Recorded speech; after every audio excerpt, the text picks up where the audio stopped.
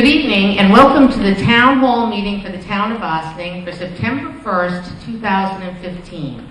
This Town Hall meeting will be a special session when we have a legislative meeting of which public hearings have to be done, and it's not on a legislative session scheduled night. It's called a special off by standing for the pledge. I pledge allegiance to the flag of the United States of America and to the republic for which it stands, one nation under God, indivisible, with liberty and justice for all. Okay, so I want to welcome everybody that's here tonight. We're going to have Madam Clerk open up the meeting with a call to order and stuff, and then I'll make a couple of announcements. Oh, well, we have to go right into the public hearings. So we want to say that we'll start off each public hearing. We have about, how many do we have? 1, 2, 3, 4, 5, 6. 6 public hearings tonight. So if you're going to talk on multiple public hearings, talk when that public hearing comes up. David Stolman will make some announcements at the beginning of some, just to give you a little recap of some of the work that's already been done. There's copies up in front of local law number 7 and local law number 8? 6, sorry about that. Because those are the ones that have had revisions done to them. And so just so you understand what the schedule is, we will be having we'll start off with the comprehensive plan, vision portion of the comprehensive plan. We are leaving, that was left open from the previous meeting in July. We will be looking if, after we hear people speak tonight, to close that one. As we open up the other public hearings, we will be leaving them open until next Tuesday. We meet at 88 Spring Street on our legislative nights, and we will reopen those public hearings again on that evening. It will give people time to digest some of the changes that are in the draft 2. The ones up there don't say draft 2, but you should assume that anyone up there is the newest draft. They say second draft. At the upper right-hand corner, they say second draft. Oh, okay. They do say Okay. second draft. Okay. So they do say second draft on them. Okay, good.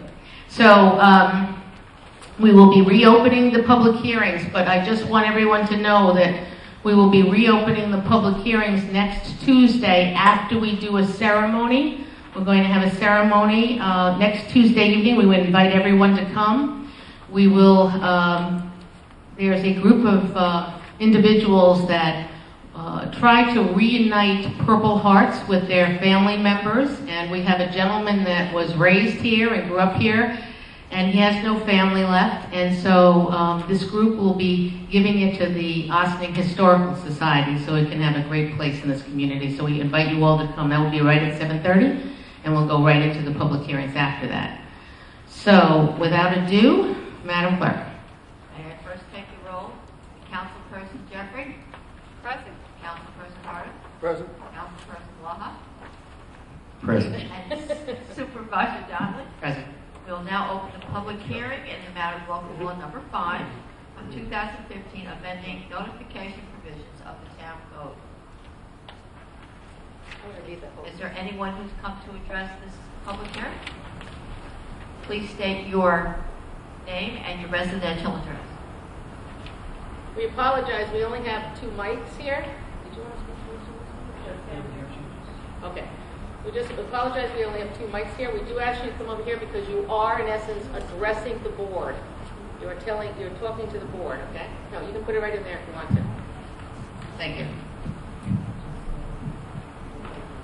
Don Sharon, 84 Morningside Drive. So I'm just speaking about this one. Yes. I have 3 comments. First, I think that notification signs should be posted on properties when an application to the planning board. We're going to ask you just to come a little bit closer to the mic. Notification signs should be posted on properties when an application to the planning board has been made before the first meeting regarding the application. Signs on properties do happen I've seen them in Peekskill and in Rockland and other places where they actually post a sign right on the property. that's having an application made. So it just gives you a chance as somebody in the neighborhood that might not be notified otherwise to be notified of that. So I am in agreement with the 500-foot radius, and I thank you for changing that. I think that's excellent in a community that has slopes. But I do think that the notification should be at the beginning of the process, not at the end when it's a public hearing. We have several proposals that are going on right now that I do believe would be dramatically different had the residents not gotten involved in the beginning of the process instead of waiting till the end. And then the supervisor's excellent e-blast, I think should be required of all future supervisors, because it's an amazing way to keep everybody informed. So I know that's not in the code right now, but if there was any way to do that, it would be really great. So that's it. Thank you.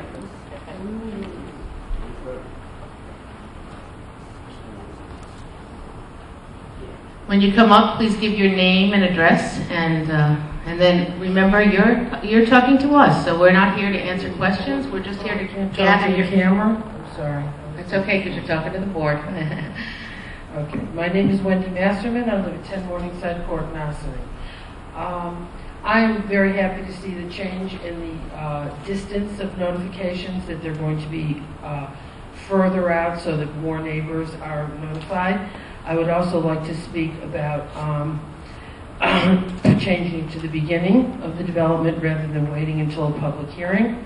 I've had personal experience in this area. Our plans for expanding our child care center came to abrupt end at the public hearing when the neighborhood came out en masse in opposition. I would have appreciated knowing at the beginning and been given the opportunity to work with them. Developers spent thousands of dollars going through this process. Why wait to the end to hit the roadblocks? Thank you, ma'am. Thank you. Is there anyone else?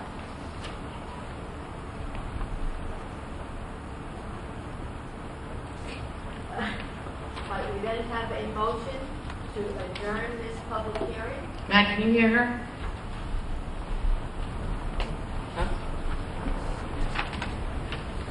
A lot of exercise tonight. I'll put this one out here for now. And David, if you have a comment before the public hearing, get up. May I have a motion to adjourn this public hearing until September the 8th? Do I have a motion? So moved. Second. All those in favor? Aye. Opposed? We'll move on to our next public hearing in the matter of local law number 6, 2015, amending the tree protection chapter of the town code.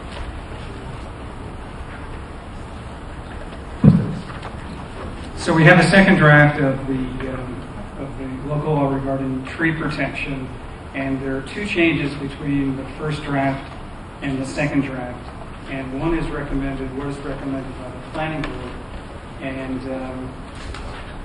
in section 183.13c, what the code states now is if a public tree is removed, the remover must replace that tree with at least one of the same or similar species at the same location or another location and of a specific, we're adding and of a specific size, all is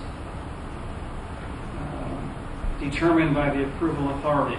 That's in draft 1. Draft 2 has the additional sentence, the replacement tree or trees shall not be any of those listed on the New York State prohibited or regulated invasive species list. And the only other change is something that was recommended or suggested or requested by the town board.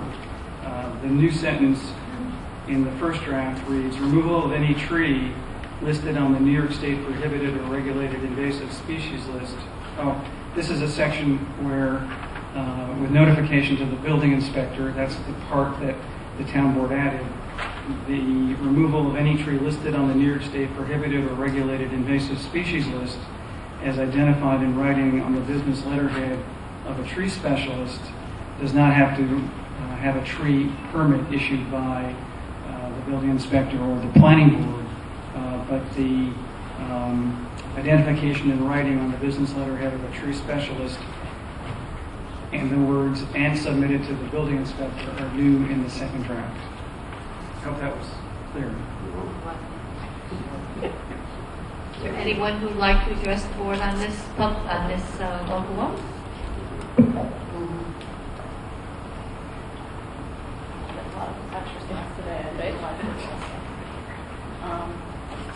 Well, I did say, I'd just like to You're gonna say, get much more. I'd like to say, I'm Donna Sharrett again, 84 Morningside Drive. I had thought I was going to say them all together, so I just would like to say this one sentence that refers to all of them. I would like to thank the entire town board and its consultants for your dedication and hard work toward protecting the environment and for allowing me the privilege to participate in this process. Now onto the trees. I have a few comments here. Section 17620B, 1F. I believe that the planting recommendations should follow Cornell Cooperative Extension's Cornell Guide for Planting and Maintaining Trees and Shrubs. I think that this could be made available at the building department. Not all planting conditions are the same. The code could refer the applicant to the building department for approved planting methods. The same section, number G, the guaranteed for planted trees should be at least 3 years. I think it's 1 now. A second or third year of drought or excessive hot summers or dry winters with inconsistent snow cover could kill newly planted trees which have not rooted out sufficiently to withstand these stresses. Number H, the list of acceptable trees. Thankfully, Norway maple was taken off, but there's another Norway maple on there, the purple leaf Norway. That should also be removed. And then there's a typo where it says sugar. That is actually the Latin for the silver maple, which no one wants as a street tree. So it's a very small list, the list of recommended trees, and I think it's really outdated. I think it would be best to develop a list of acceptable trees based on, again, another Cornell publication as a Master Gardener volunteer. There is a publication for recommended street trees. It is from 2009. Unfortunately, in 6 years, it's become outdated. So it does include some invasive species and some like ash trees, which no one would recommend now because of the disease. But that list could be used and just edited. It gives a wide variety of trees that are acceptable for street trees. And I think that the code could refer the applicant to the building department. Like instead of listing trees, just say that a list is available at the building department. Because right now, if we take out the maples and we take out the Norway maples and the sugar and silver maple, you're left with London plane trees, basically. So it would be kind of boring and not really wise. In section 1835B6, I think that the removal of invasive trees in wetlands and buffers should be permitted. It says that no trees are permitted to be removed, but I think that invasive trees should be permitted to be removed. Section 18310E states that under certain circumstances, the EAC should submit a written report within 10 days. I'm on that committee. This group meets on a monthly basis, and I feel should be permitted 30 days to comment. 18313C. David, I think you spoke about this, about if a public tree is removed, then it must be replaced with a similar species. My recommendation is, considering there's so many native trees have been planted, and this is the big one, a lot of tall trees have been planted in the vicinity of utility lines, and that should never be permitted anymore after all the damage that we've had during storms. So I would not recommend that in all instances the same or similar species be replanted. Perhaps the code could state that the species choice could be upon approval of the approval authority, or something better worded, but meaning the same. So instead of having someone replace exactly what it is that they had planted before. That's it. Okay, thank you. Is there anyone else that would like to address the board on this subject? Not seeing any, may I have a motion to adjourn this public hearing until September the 8th? Motion to adjourn the hearing until September 8th. Second. All those favor? Aye. Opposed? Move on to public hearing, the matter of local law number 7, 2015, amending the freshwater, wetlands, water courses, and water body protection chapter of the town code.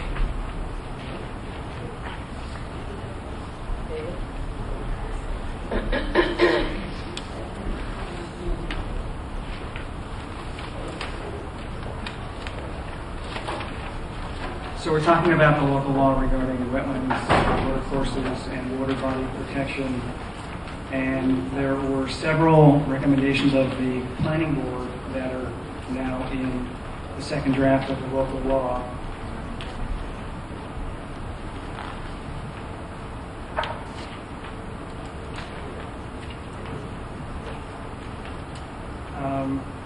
You have to talk closer to the mic. And this one came out of the planning board and then was massaged by the town board's last work session. And this is a new definition of the term wetland. And the proposed definition is all areas that comprise hydric soils and/or are inundated or saturated by surface or groundwater at a frequency and duration sufficient to support a prevalence of hydrophytic vegetation. So that's the new proposed definition of wetland.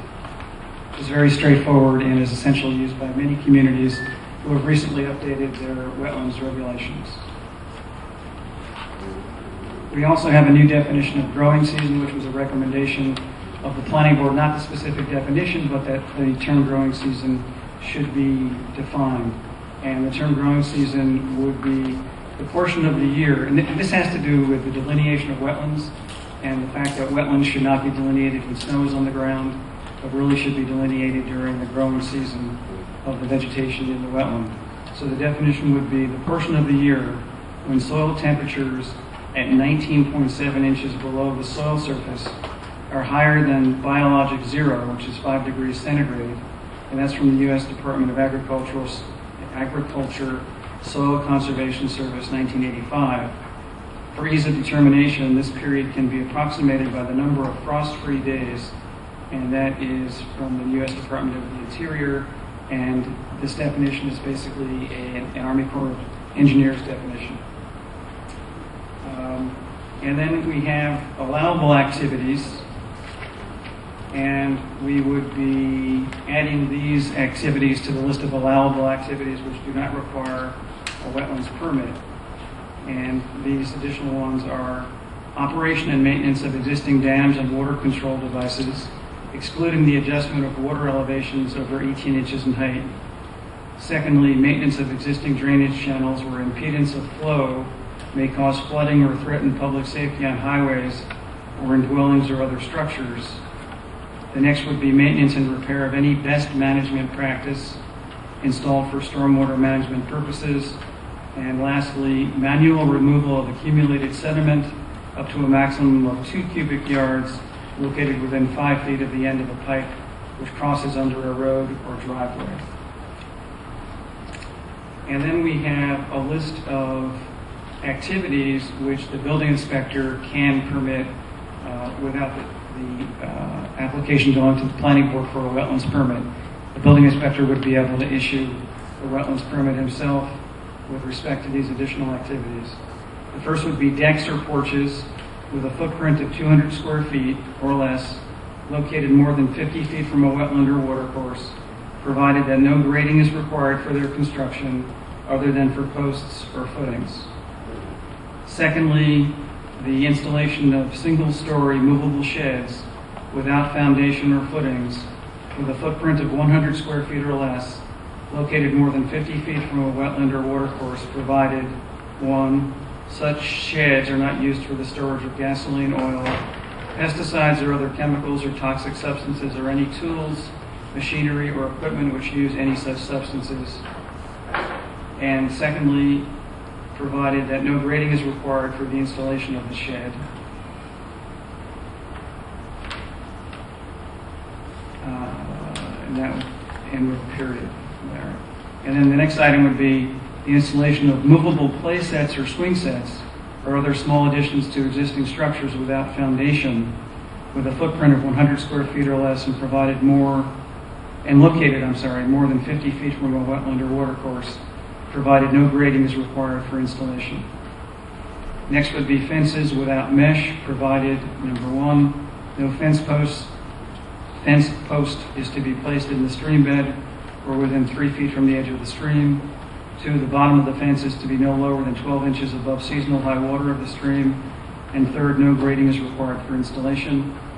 And the last activity would be the construction of dry laid stone walls containing no mortar or cement, where the wall is designed to permit the passage of small animals by permitting openings at 15-foot intervals, at least 6 inches in height above ground level and 12 inches in length, and where the construction of said wall will not inhibit or alter the natural drainage flow or cause the blocking or damming of surface water.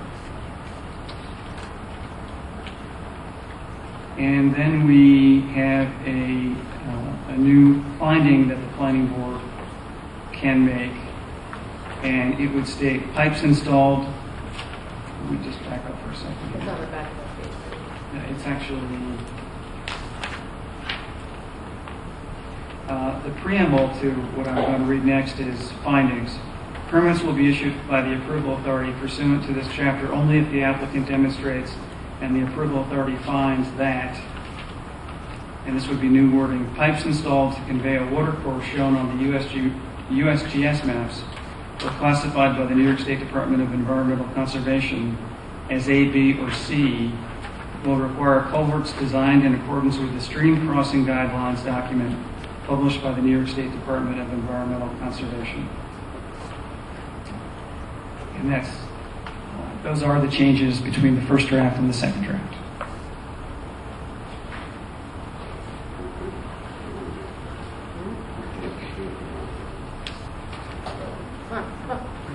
Just want to make a couple of comments before we start. Number one, there's going to be differences of opinions in this room. This is a public hearing. Please respect those differences of opinion. And I want you to also understand that this is about the law. This discussion should only be about the law itself. Thank you. Is there anyone to address the board?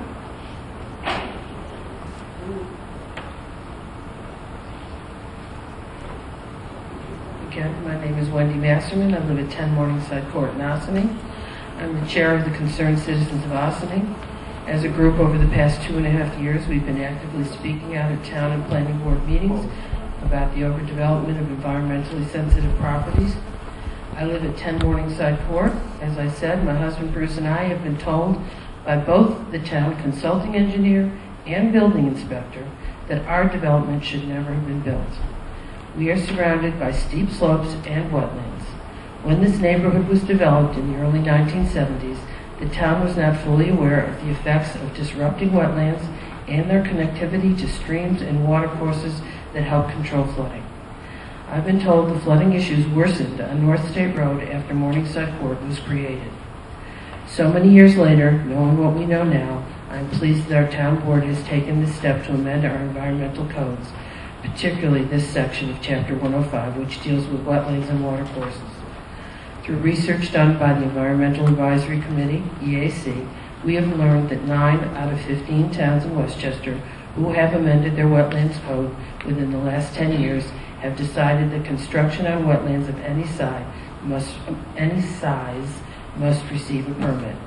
The EAC and Town Planning Board have recommended that our town reflect this current thinking. I believe that this is the right thing. I would like to thank Supervisor Donnelly and the board members for acting boldly and initiating this effort and for letting me speak tonight. Thank you for your comment. Hello, my name is Laura Whitlinger, and I live at 207 Cedar Lane in Ossining. I live right above the Ossining water supply, known as Indian Brook Reservoir.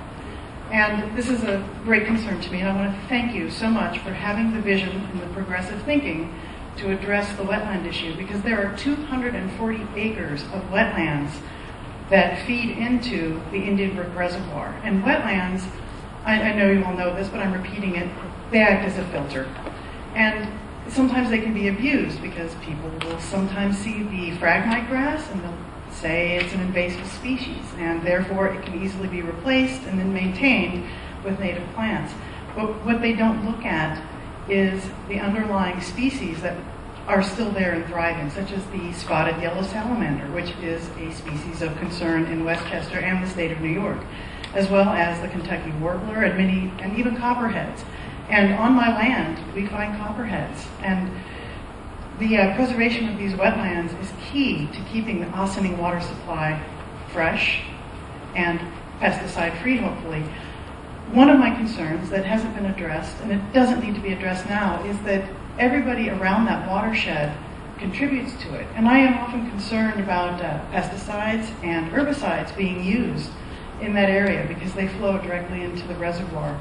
And I would like to invite the board sometime to come to my house, and you can look directly over our little brick wall and see into the reservoir, and you can see how everything flows. And fortunately, I have many neighbors here. All of us practice organic gardening and lawn care. But if someone were to sell and not do that, it could be a hazard for Ossining, for the town inhabitants. So I wanted to talk about the code, section 105.3a being amended. I wanted to say that I feel strongly about that. I like the improvements you've made to it. The delineated by a qualified environmental professional is key because wetlands are so complicated. And now, as I've said, they have invasive species coming in, and people tend to discount their importance. Along Glendale Road, there are 2 pipes that feed into the Indian Reservoir, and these pipes take all of the gasoline and oil and pollutants from Glendale Road and feed them directly into our water supply. And without the wetlands, without having that, if you look around the reservoir, you can see where there's some bald spots. You can see where there's some wetlands that have been removed or placed elsewhere for development. And we need those in order to keep the gasoline and the oil out of our water supply. It is a pristine, beautiful, beautiful reservoir, and we'd like to keep it that way. And fortunately, a long time ago, well, 10 years ago, they started the Indian Brook Croton Gorge Watershed Conservation Plan. It's just a plan, it's not a covenant, but it has great ideas in it. And I've studied it heavily, and I've talked to other neighbors about it long before any development was brought up and about the importance of it, and everybody agreed that, you know, we live in a special area and it needs to be protected. So I want to thank you for taking the time to look at that and for having the foresight of it, because this is Ossining's water supply. It receives 100 million gallons of water in that reservoir, and most of that water is supplied by runoff from rain and wetlands, streams, and other sources. Although it does lie parallel to the Croton River, that just keeps the aquifer full. It doesn't fill our reservoir. So I want to thank you for that, and I will gladly send you copies of this. It's 86 pages long. No, You probably already have it. We're in the middle of doing a whole discussion. We're in a Great. task force with Croton and Portland. That's wonderful, because it really is a wonderful, well-examined piece, and it was well-funded too, so we should take advantage of that. Thank you again for your time. Is there anyone else?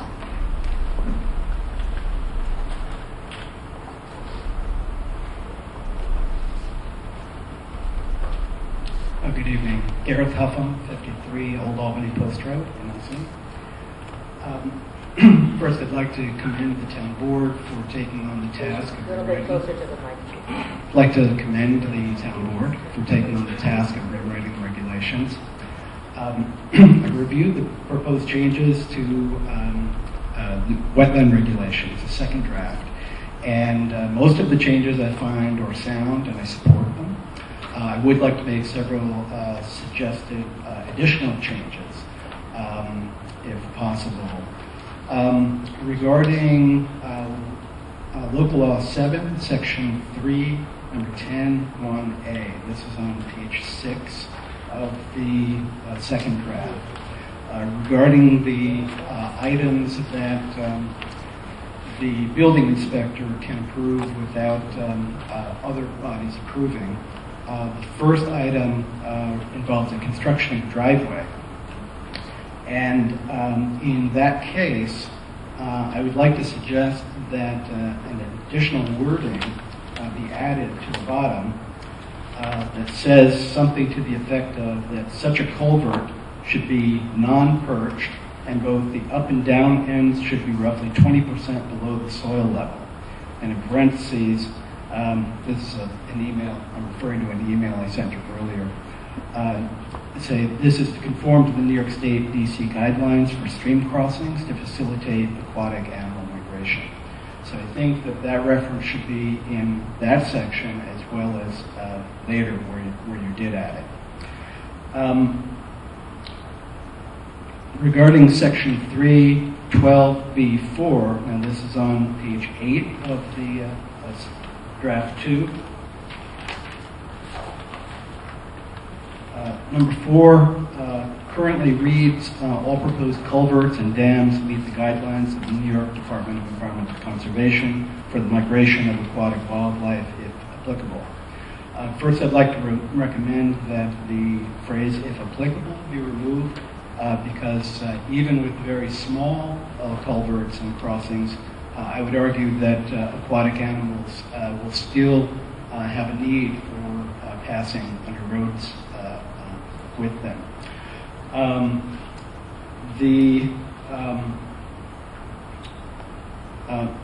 I would also say, secondly, a sentence should be added to the end of that. It says, a culvert should be designed in accordance with the stream crossing guidelines document published by the New York State Department of Environmental Conservation. And in parentheses, I say this is the very same sentence that has already been put at the end of the paragraph following this. So it's a good sentence, but I think it should be in number 4 as well as in number 5. Lastly, I would like to suggest that those guidelines that we're referring to be added as an appendix in the town regulations. It's short and clear with excellent diagrams that will instantly clarify the guidelines. I provided it as a PDF, so it could easily be attached. And I think that it would it would facilitate people, builders and applicants actually following the law, because they'll take a quick look, they'll see the diagram, see how easy it is to apply, and then we'll do so. That's it. Thank you very much.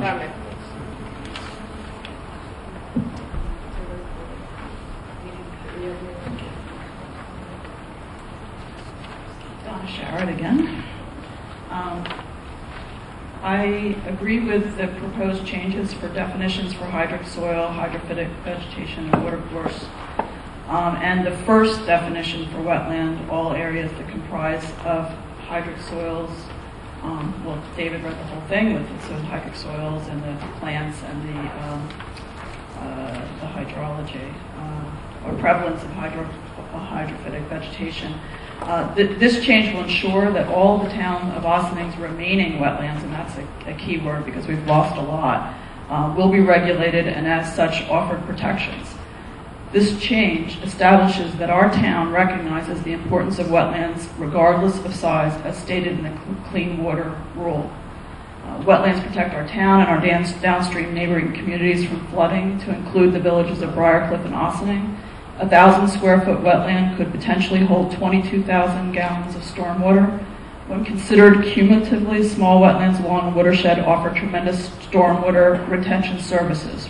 Wetlands support plant and animal habitats, and they're our best tools for carbon sequestration, actually better than trees. So it's a good thing to have. I strongly disagree with the second item in the wetland definition in regard to buffers, and recommend that be deleted. The Environmental Law Institute, in its publication, A Planner's Guide to Wetland Buffers for Local Governments, recommends a 100-foot buffer for wetlands to protect against nitrogen inputs. Watercourses are no less vulnerable to nitrogen and to other inputs than wetlands. A 100-foot buffer should be required for all.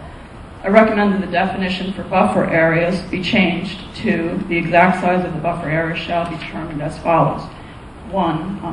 There's only one.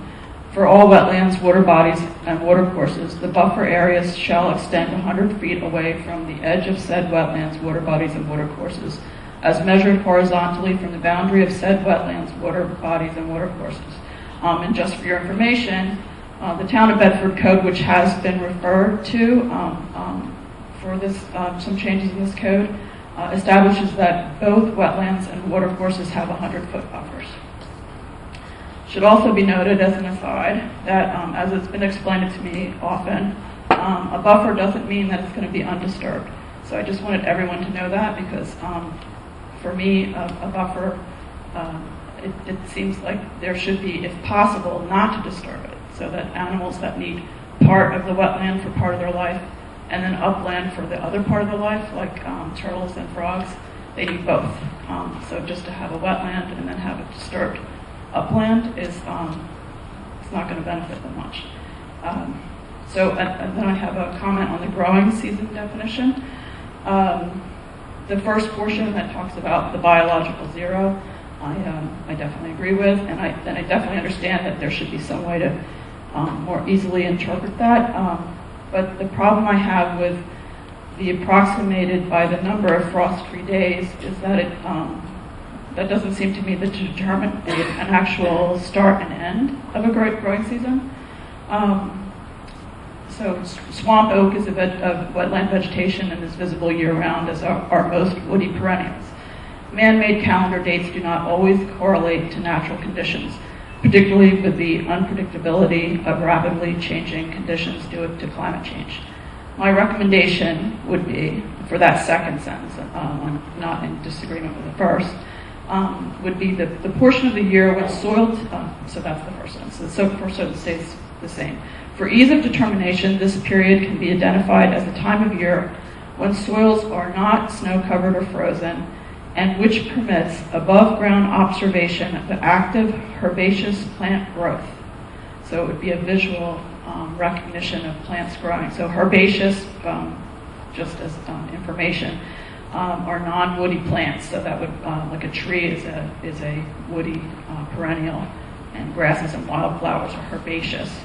And then using the word active would indicate that the plants are not dormant. So you would still sometimes see grasses in the winter, but they're dormant. So if you use both of those words, active and herbaceous, I think that would cover it. That's my suggestion. In section 105.3, the full report of wetland delineation should include a description of observed vegetation. I said vegetation and plants, it's the same thing. Vegetation and animals within delineated borders using both the scientific and common names. Section 105.5b4, it seems that that's included in two places. It's also in 105.5c, which is where I think it should be, because it should be a prohibitive act. So I don't know if that's intended to be in two places. Section 105.6d1a, the construction of a driveway through a wetland should never be permitted and should be deleted from this section. It is unlikely that building a driveway in a wetland or buffer would, as it's said in this, that would be limited in scope or potential impact. I can't imagine that building a driveway over hydric soils would be a wise thing, even taking away the environmental impact. So that definitely should be eliminated. I think there should be a number, that was in the number 1, and I think there should be a number 2, because it looks like these letters C, D, and E was taken directly from the Town of Bedford Code. But above that is a preamble that I think is really important and should be included, which indicates that these improvements and activities would be permitted only to pre-existing single-family residences. So that's a big difference than saying it's for everyone. So I think that if we were going to include that C, D, and E, that it should have that stated above it. I strongly disagree that F, the item F, fences, or G, stone walls, should be permitted within a wetland, watercourse, or stream. The use of pressure-treated materials would be toxic. Untreated wood would rot. Stone walls would impede the buffers for these areas to handle storm surge waters, or could redirect those waters. And I just think that I don't see any reason why we're going to be adding that to the code. It wasn't in our code before, and I don't see why we should be putting fences or stone walls in the wetlands. Gareth just spoke about the aquatic organism passage, and I would just like to add my 2 cents. I applaud you for including this. These simple requirements represent forward, responsible thinking and will ensure unfragmented watercourses for the wildlife that depend on them. And I think that it's really important to remember if one person creates a culvert that the animals can't get up, then they're shut away from everything that's beyond that. So it's all it takes is one break to ruin their passage, which they depend on for their life. So I applaud you for including that, and I hope it makes it into the final draft. Section 10510B, this is the last one, mitigation. I just want to make it clear to everyone, as it's been explained to me, and I've been talking to a lot of people from the DEC and all over, and they all agree that, and so I'm telling you, it should be understood that rarely does a mitigated wetland function successfully or in any way replicate the ecoservices from the original wetland. Mitigation should be avoided if at all possible. This is the last time you're going to see me here tonight, so I just... our town has the opportunity not just to follow other towns, because we've been saying 9 other towns have, done these things to the wetland codes. So we have the opportunity not just to follow these other towns, but with these amended codes, with these changes, we could be the leader in environmental stewardship. So again, I wanted to thank you for amending our town codes so that they will offer real protection to the environment. Thank you.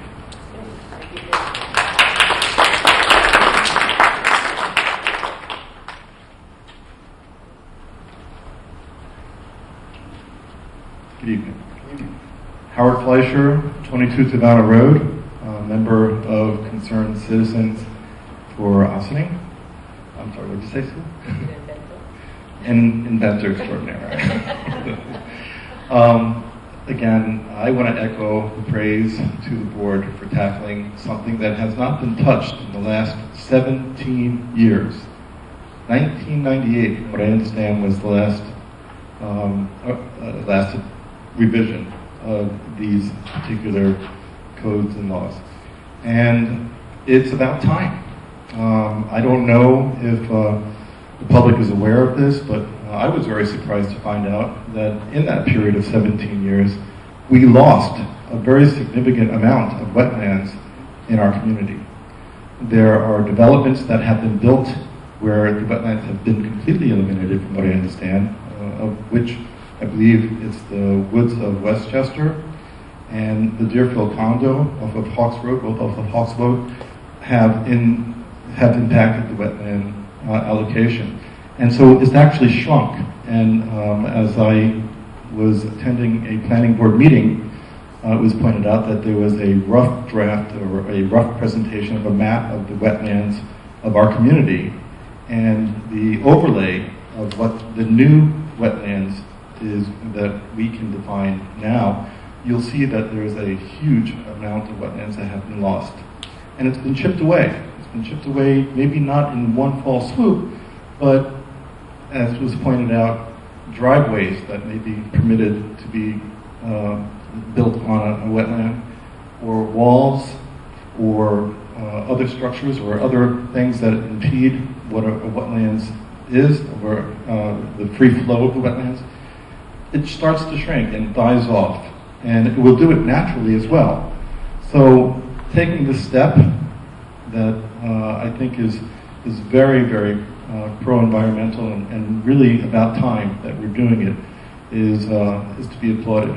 And I think that we've done a great job. I hope that the recommendations by Donna are going to be seriously considered, because she is somewhat of an expert in the field and has done extensive research, as I'm sure that there are other panel members that are also experts and have done this research. But it's hard to balance, as I know, for the planning board and for our community board, the interest of the builder community and the development community and the interest of the public who are already here. And I will say that I moved here about 10 years ago because this was a beautiful community, it still is, and has this beautiful open space and places to go, parks to enjoy, kids to ride on roads and our neighborhoods with a special freedom that other neighborhoods don't have. And I think that what we've done here is we've put a stake in the ground that another 17 years is not going to shrink our wetlands into something much smaller. So thank you, and that's all I have to say. Thank you for your comment. Is there anyone else? Not seeing anyone, may I have a motion to adjourn this public hearing until September the 8th? So moved. Second. All those in favor? Aye. Opposed? Move on to our next public hearing. You have to hold that mic really close. Oh, I'm sorry. Public hearing in the matter of local law number 8, 2015, amending the steep slope protection chapter of the town code. Is there anyone who has come to address that?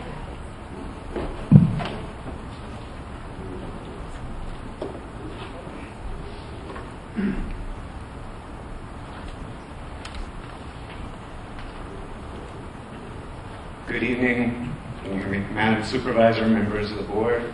I'm Adam Weckstein from the law firm of Hockerman, Tortorella, and Weckstein. I represent Zapico Construction Co. LLC and Zapico Car Wash LLC, the applicants for and the owner of the Highview Farm subdivision. You have letters from me dated today regarding the secret review of the various actions, review under the State Environmental Quality Review Act, and a letter dated yesterday relating to our claims as to the legal deficiencies of the ordinances. Now, my discussion of these ordinances, which relates to exclusionary zoning and relates to secret, really relates to more than one of these enactments. So what I would like to do with the board's pleasure is to speak about them in this context as opposed to repeating myself. I know you don't want to hear me, I don't want to say it twice, and just incorporate them by reference if that's with the board's pleasure. Okay, You need to talk really close to it. is it okay if I hold it? Absolutely. My client believes, and I believe, that in particular the combination of local laws number 8 and 9 have the potential to be exclusionary. They will reduce density, and it's compounded by the other ordinances you've been talking about. We also believe that the environmental review of the local laws and the comprehensive plan, which are correctly included in a single EAF, which are a type 1 action, cannot proceed without a full generic environmental impact statement. The secret review that has been done so far is essentially zero. Now, before I get into details, and I hate to say this, but if these laws are enacted in light of my client's subdivision and the direct impact, he will be left with no, or I should say, his companies will be left with no option but to seek to invalidate the laws, to seek legal fees against the town, and whatever other remedies can be provided by the judiciary. Now, my client has been developing in this town, the principal of my client, for many years. There has been, for whatever reason, a change, what they would perceive to be hostility. And in this case, we come here because of the Highview Farms project. And that project's opposition, from our perspective, has morphed into these laws, particularly laws number 8 and number 9. That project has been in the review process for 2 years. It went through a lot count determination, which considered the existing environmental laws to decide what the maximum permitted density would be for a cluster subdivision. We volunteered to do an environmental impact statement. Notwithstanding that fact, there were number of delays where we weren't able to go ahead on the planning board process. And at the end of the day, we ended up with a scope for our environmental impact statement that for what is a residential development, 28 lots on 30 acres, with 16 different alternatives, which is virtually unheard of. We believe the legislation is directly designed to reduce density. In particular, I'm talking about local law number 8. That law, local law number 9.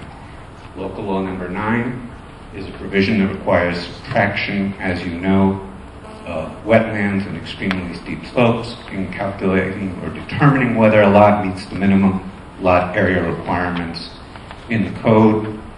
It would apply even to lots produced as a result of a cluster, because you would take the way the code is written, you would take those deductions essentially when you're doing the conventional, and even though the lots that result that are in the cluster may contain none of these features or minimal amount of these features, the density would be reduced.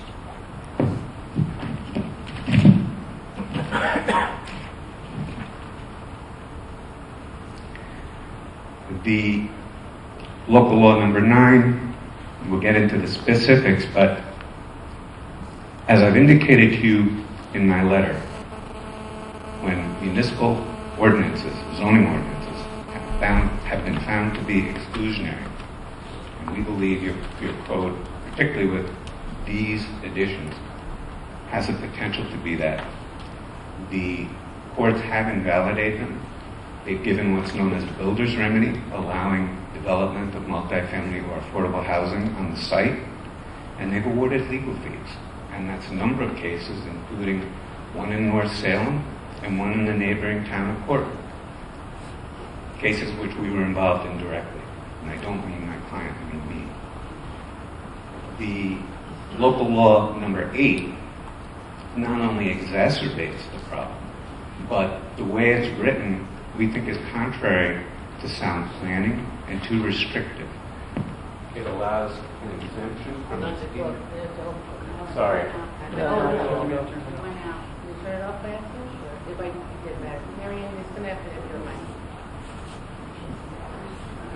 Yeah, no, it's got battery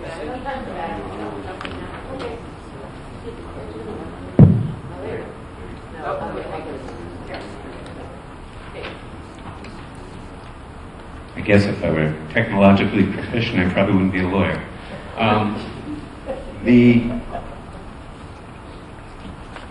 What I was saying is local law number 8 has really 2 exceptions written in. One being that you can't earn a reasonable return on the property, and I'm paraphrasing this, and 2 being that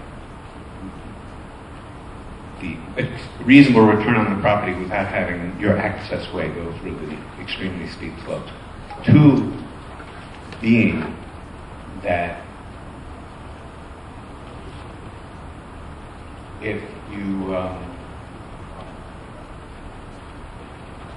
excuse me a moment.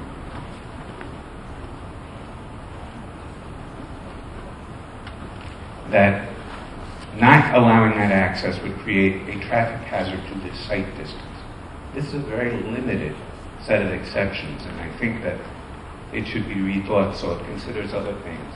By moving the disturbance slopes, you should also be considering whether it has the potential to hurt other environmentally sensitive features, whether there are other sound planning perspectives that should allow access, such as allowing emergency access to a site, safety issues that don't just relate to site distance, because that's not the only thing that relates to the access.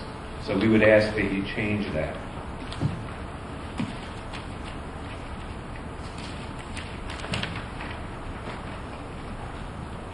I would remind the board, as you know, that there's already a steep slopes ordinance in this town, and I think you're taking away discretion from the planning board that has been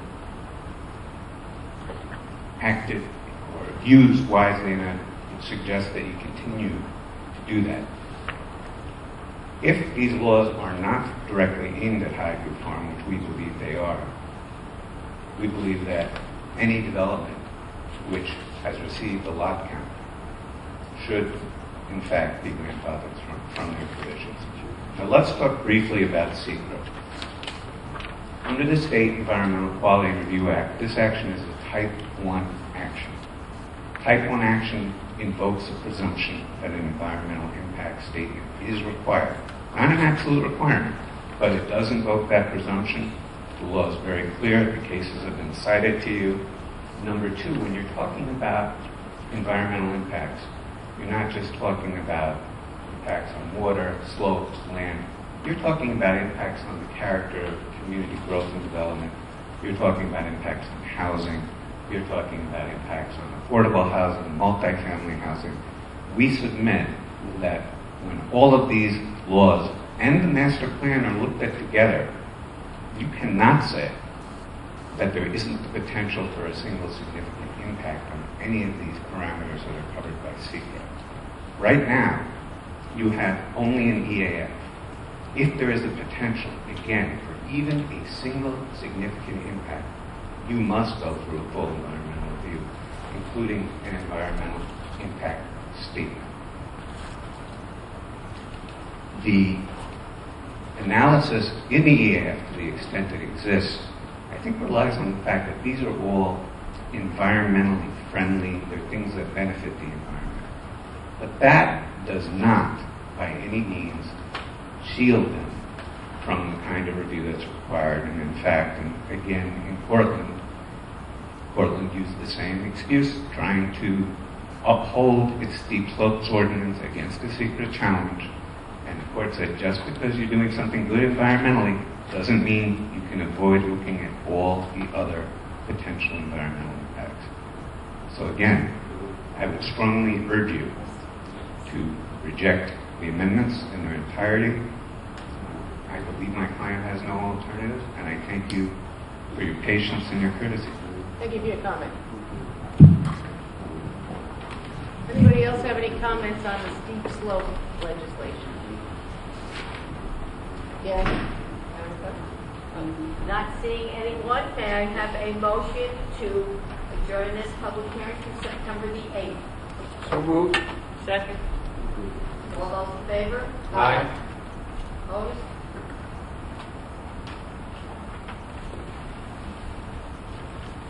We'll move on to the public hearing in the matter of local law number 9 in 2015, amending the subdivision of land and zoning chapters of the town code. For anyone who's come to address the board. Not seeing anyone, may I have a motion to adjourn this public hearing to September the 8th? Second. All those in favor? Aye. Opposed? That moves us to the public hearing in the matter of revision to the 2002 Town of Boston Comprehensive Plan. Is there anyone who's come to address the board on this issue? David has a quick statement. Oh, I'm sorry. That's okay. So the planning board recommended 3 changes to the first draft of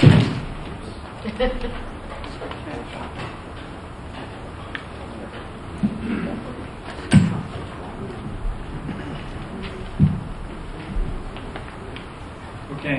There we go. Got it? Yes, thank you. I think so. First, the planning board said that the comprehensive plan should address the provision of shuttle service from the concentrations of residential development in the town, residential and other kinds of development in the town, to the train station, and I believe the town board intends to make that change. Secondly, in the transportation chapter, there's text which states that the town should explore the enhancement of pedestrian and bicycle safety in Crotonville should be expanded to include the rest of the town as well.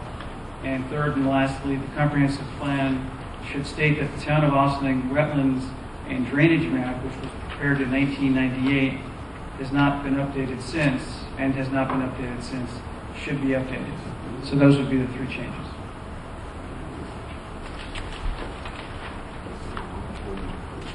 Is there anybody that's here to talk about the comprehensive plan? Okay.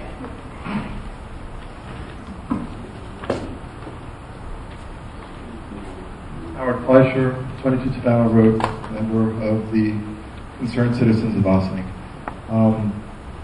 I want to talk about the overall plan. And I know that this was an initiative that was taken on with a serious effort for our community and for the members of our community to make changes that are long overdue. We've seen some of the problems that we've encountered with development and overdevelopment, and I know that there are certain requirements that by the state for density, population, whatever it may be. And I, again, will state that I applaud the efforts that the board has taken, and in the light of threats against you, of lawsuits, which sounds like was just voiced by Mr. Eckstein, to me, it doesn't make sense. But I know that we're addressing the comprehensive plan. It took a lot. David has spent a tremendous amount of time, the board has spent a tremendous amount of time, and to try to put it into a microscope or into a magnifying glass of only one development seems to me to be ludicrous. And so I just want to applaud you for your efforts once again. That's it.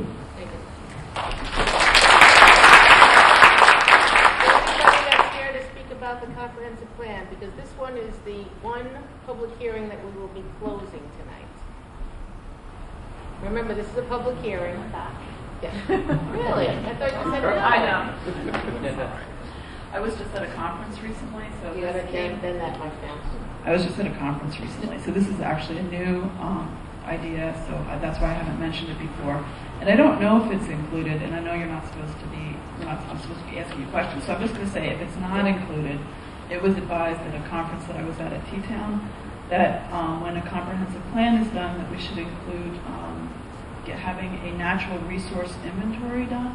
So I don't know if we have that, because I know when you go into Westchester County on their website has a very generic one, and of course that would kill a lot of work, so I'm not looking to do any more work, but it'd be good to have it in the comprehensive plan if that was possible. So it's a natural resources inventory. So that's my comment. Thank you. Is there anyone else? I then have a motion to close this public hearing. So moved. Second. All those in favor? Aye. Opposed? That completes your public hearings for this evening.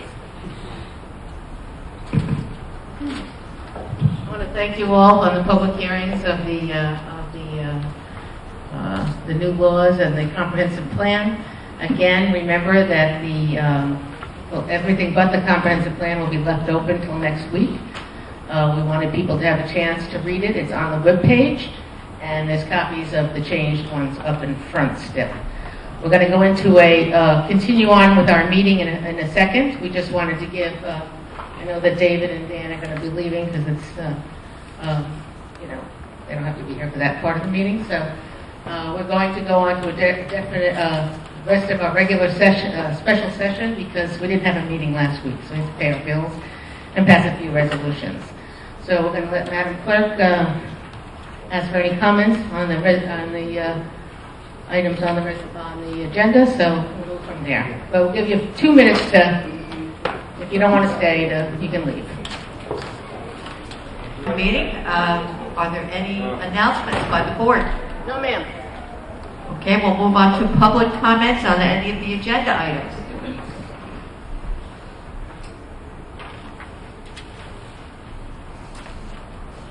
Good evening, I'm Jerry Gershner. I live at 42 Stonegate Road. Last time we had a public meeting, we discussed in detail the escapades that have enhanced, that have taken over the Dale Cemetery Management Corporation. Now I see 2 items on the agenda which are only seem to be digging a bigger hole for the town of Ossining. One of the first resolution J states that the town supervisor assumed the role of president of the Dale Cemetery Management Corporation. How is that possible? There was a legally constituted board of directors. Those members are still in place. And how can the supervisor say, I am now the president of the Dale Cemetery Management Corporation? Was there a board of directors resolution appointing her as president? Well, the answer to that question is no. However, continuing along her belief that she was the president, or she wanted to be, she went and filed signatory cards at the bank to change the signatories on the checking account of the management corporation. By what legal authority did that happen? Was there a board of directors resolution authorizing someone to put new signatories on the account? I think the answer to that is zero. All right? And now in Resolution K, you go on to say that the license agreement between the town and the management corporation previously expired and was not renewed. That's interesting because last time we were here, you had a resolution on the agenda basically retroactively appointing, or rather enforcing that notice, which was never given according to the contract. The contract is still enforced today. The board has didn't pass a resolution in 2014 terminating the contract. And the license agreement goes on year after year unless it's terminated according to the provisions of the agreement. That notice was not given in 2015. Therefore, the license agreement with the Dale Cemetery Management Corporation is going to go on until August of 2016.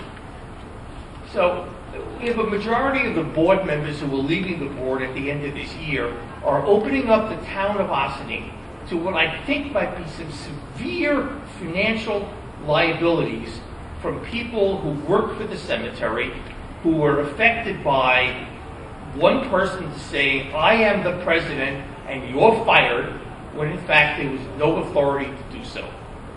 And I think more will be heard of that in the future. Thank you, sir. Thank you for your comment. Anybody else? Anyone else? All right, we'll move on to the adoption of the board resolutions. Resolved that the town board of the town of Ossining hereby approve the August 11th, 2015 minutes of the regular meeting as presented. Do I have a motion? So moved. Second. All those in favor? Aye. Opposed? Resolved, the town board of the town of Ossining hereby approves the August 18th, 2015 minutes of the special meeting as presented. Do I have a motion? So moved. Is there a second? Second. All those in favor? Aye. Opposed? Resolved, the town board of the town of Ossining hereby approves the voucher detail report dated September 1st, 2015 in the amount of $268,270.14. Do I have a motion? So moved. Oh. Second. All those in favor? Aye. Opposed?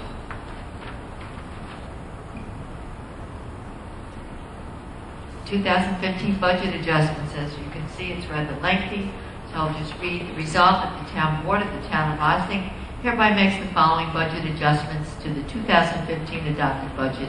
Do I have a motion? So moved. Second. All those in favor? Aye. Opposed?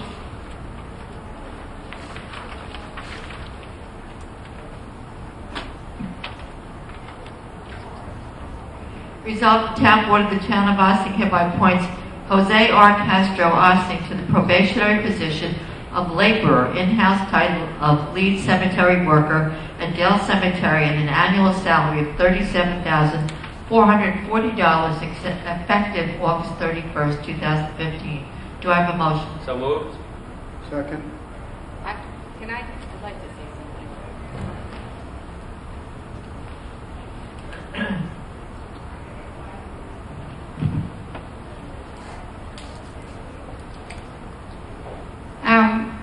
We have a couple of, I don't know how we want to do this. We have a couple of appointments with respect to Dale Cemetery coming up. And then we do have these two resolutions later on having to do with Dale Cemetery. And I just think I want to make one general comment. I'm uncomfortable with some of this. I'm disappointed in some of this. I think that a lot of this should have been resolved a year ago. I think that the fact that whether or not people agree or don't agree with the dissolution of the relationship between the town and the Dale Cemetery Management Corp, people can have that conversation. I think that I'm disappointed in how we dissolved that relationship and what was done. With respect to us now having to appoint these individuals as employees, it is the legal right thing to do because of the way that we, and I always say we as the town board is a part of it, not because I necessarily agreed with any of this back then. The moves that we have made it so that now we have to make these moves. And I think that that is the not right way that we should have done this. The fact that it's resolved that we ratify the actions taken and that the supervisor was the signatory, that was not something that was agreed upon by this board. That we're doing this a year later is, I can't even conscious vote for that. I will say right now. So there are things that I will vote yes for because they're the right thing to do, like making these individuals employees that now the town has to pay benefits for. And there are things that I probably will vote no on, like retroactive things that I think are not the right way that we should have done. And that's a full swoop. Thank you. All those in favor? Aye. Opposed? Resolved, the town board of the town of Ossining hereby appoints Jose J. Castro, Ossining, to the probationary position of laborer in house title of cemetery worker at Dale Cemetery at an annual salary of $32,240, effective August 31st, 2015. Do I have a motion? So moved. Second. All those in favor? Aye. Opposed? Resolved, the town board of the town of Ossining hereby appoints Peter Connolly, Ossining, to the position of cemetery superintendent at Dale Cemetery at an annual salary of $29,999, effective August 31st, 2015. Do I have a motion? So moved. Second. All those in favor? Aye. Opposed?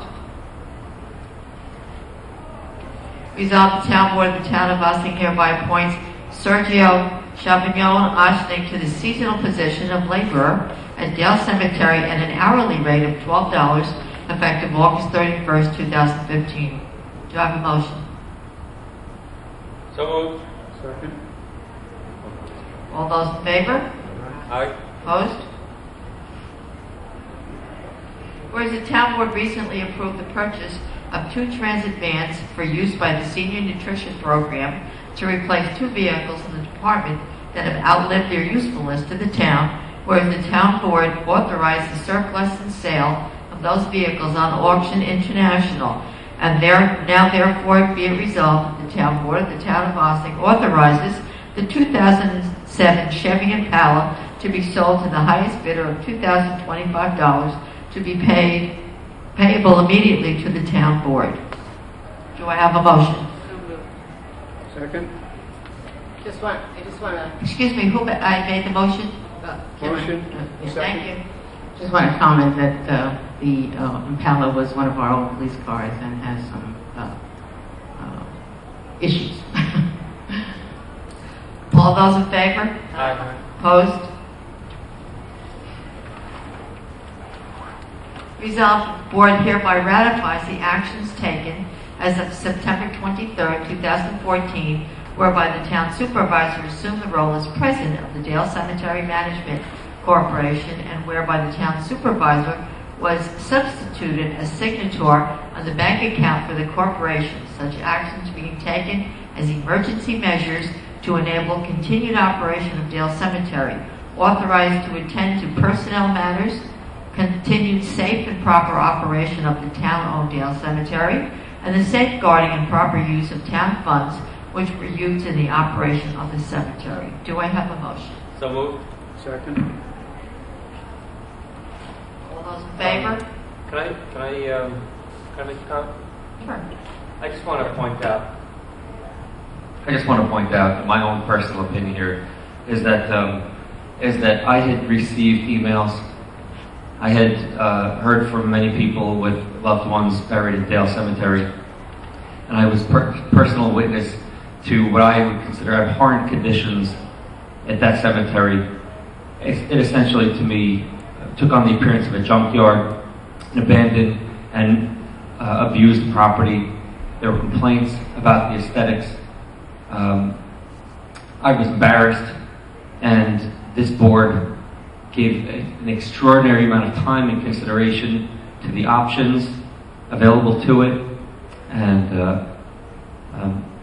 clearly this was the decisions that were made and the actions that were taken were the best actions and decisions that could be made under very difficult circumstances. So I commend the supervisor for stepping up, and I'm glad that we took the course of action that we did. All those in favor? Aye. Opposed? Nay.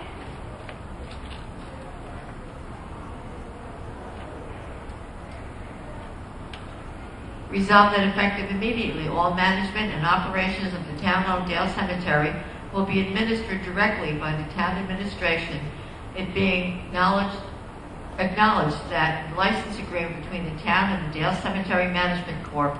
Previously expired and was not renewed. Do I have a motion? So moved. Second. All those in favor? Aye. Opposed? Nay. That completes your resolutions. We have no correspondence to be received and filed. All monthly reports will be available at your meeting on September the 8th. And we'll now move into visitor recognition. Is there anyone who's come to address the board? Not seeing any, may I ask for a motion to adjourn? Motion to adjourn? Second. All those in favor? Aye. Opposed? Well, that was a very interesting meeting tonight. I want to thank everyone for coming. We're getting out a little bit earlier than I think any of us expected. So I thank everyone for making comments through the public hearings, keeping them short, concise, and to the point. We had some people that disagree with the work we're doing. We had some people that agree with the work we're doing. So it was very, very important that we continue on this process. We will again have the public hearings numbers 5, 6, 7, 8, and 9 will be next week. We'll open up the public hearings again. Again, as I said at the beginning of the meeting, that will be after our special presentation for the Purple Heart to the Historical Society from a World War II veteran who has passed and has no family. They're trying to give the Purple Heart back to its original owner. So I want to thank everyone for coming tonight. Please stay cool this week. We have been very short on rain, so please act accordingly when you're using the water out there. Have a great Labor Day weekend. Enjoy some activities with your family and friends. And we will see you next Tuesday, September 8th, at 88 Spring Street in the courthouse. And please be careful. The children are going back to school. We've had a summer where there wasn't school buses or kids walking to school, so please be careful and be on your guard for kids in the street. A lot of our streets don't have sidewalks, so we ask you all to be very careful. Have a wonderful week, and we'll see you next Tuesday. Thanks.